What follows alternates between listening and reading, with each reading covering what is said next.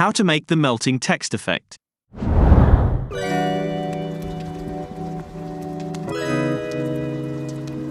Today's video is sponsored by the Iron Man.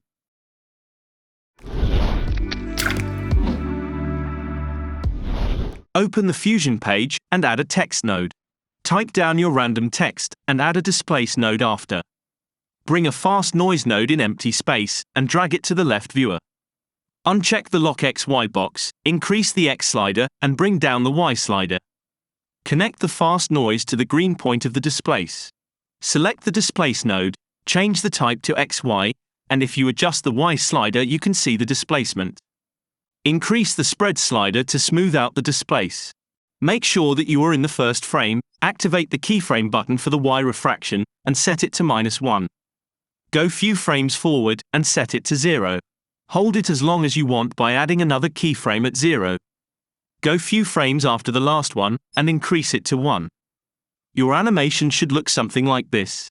Increase the Y offset slider to get it out of the frame.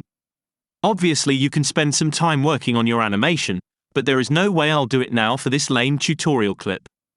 Add a merge node after the displace. Change the operation to under. Bring a duplicate node in empty space, connect your clip to this and drag it to the left viewer. Change the operation again to under, and increase the copy slider to 20 for now. Slightly decrease the time offset slider, and decrease the blend slider also if you want to get this gradient look. Last thing you need is to get rid of this ugly edges. Add a Gaussian blur after the duplicate.